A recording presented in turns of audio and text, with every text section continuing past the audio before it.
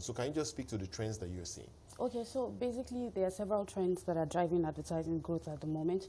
You have mobile going big, really big. So gone are the days where people consume content on large screens or on their TV. You see everybody constantly glued to their mobile phones, and that's a trend that we really need to watch. Even when you're watching TV, you see people, it's multi-screening. You're watching TV and you're still on your mobile phone because content is key. People are constantly consuming content on their mobile phone. One other trend that is driving growth for advertising industry is personalization. So we have a lot of direct conversations between the people who are providing this content and the end consumer. Middlemen are being eradicated. So I would reference Netflix, for example. It's video on demand. I choose what I want to watch. I choose at the time I want to watch it. I choose where I want to watch it. And it's just on my mobile phone. So because of the footprints people are leaving on the internet or living online, advertisers can tap into this brand, this data footprint, and customize conversations with them. They can customize content for them. Right. So at the end of the day, it's not mass media anymore. It's not like mass media is dying anyways, but it's one-on-one conversation, and it's personalized for let's talk about the outlook for mass media. So if personalized advertising is the trend, and it does appear that that is the future, what's the future for your traditional... Okay, so for Nigeria, I'll speak to the fact that mass media is not going to die anytime soon. So I get briefs from clients who say, oh, okay, based on my brand objectives, I need you to come up with communication for me, TV, radio, and all that. But in thinking TV, in thinking content for TV, I'm still thinking mobile first. So whatever content that I'm putting out there needs to be able to grab people's attention.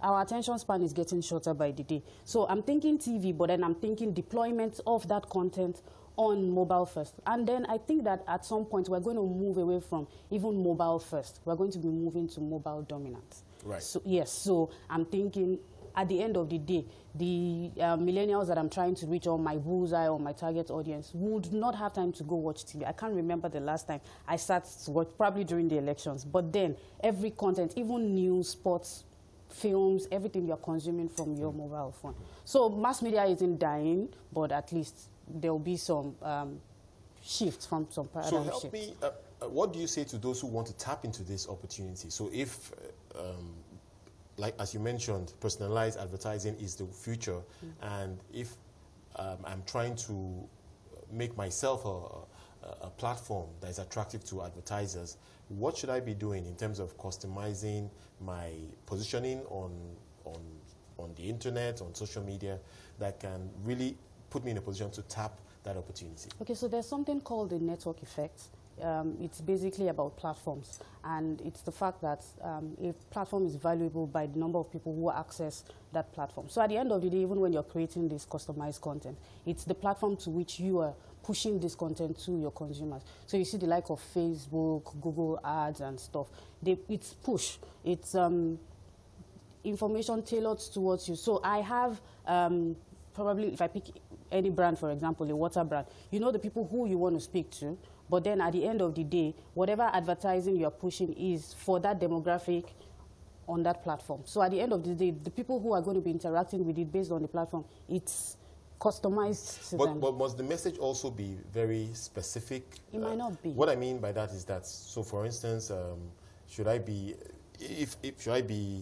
soft news focused, or because obviously many, if you look at the demographics, those who are interested in soft news it's a wide span. Or is it important that I focus the message I'm trying to associate with?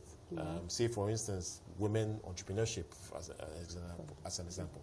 Okay, so every brand has its target audience. So you have your secondary, your secondary target, your primary target. So most times you find the bullseye. So communication will be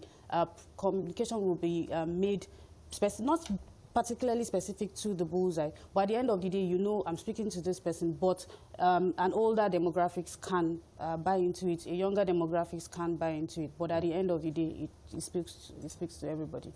So if I take the example of women in entrepreneurship, whatever content you're going to be creating, you know your bullseye, the people in the ad will be women or men speaking about women. So at the end of the day, it's about the target audience and what you want them to know at that particular point. What about the opportunity to be global in terms of your relevance?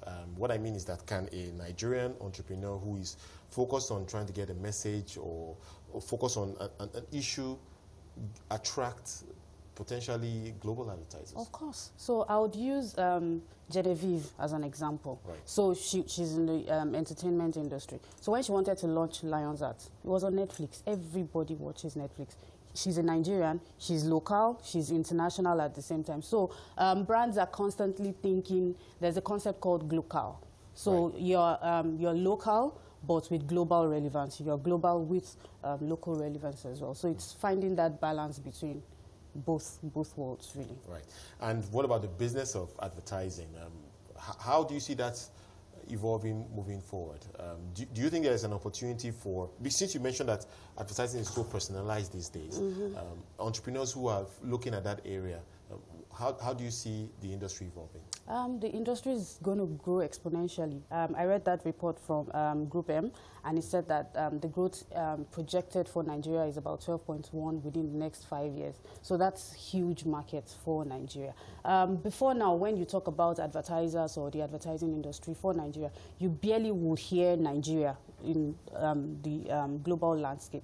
But we're doing a lot with content. We're doing a lot with storytelling at the moment. So you see brands building a world around their brand or building this brand universe. And at each point in time, you see us telling stories about the brand, speaking to different demographics and all that. So entrepreneurs who want to make their brand relevant would also tap into this. You're not just going to sit in the cocoon of your home and say, oh, I'm here, I need you to buy my product. You need to put your brand out there. You need to tap into the world of media. You need to tap into the world of entertainment, because they are all intertwined, basically. No, this is very interesting. Thank you so much for coming in and sharing your perspective on these trends. We've been speaking to Jumoke Akinyele, Group Head, Brand Management at Nuance Arts Communication.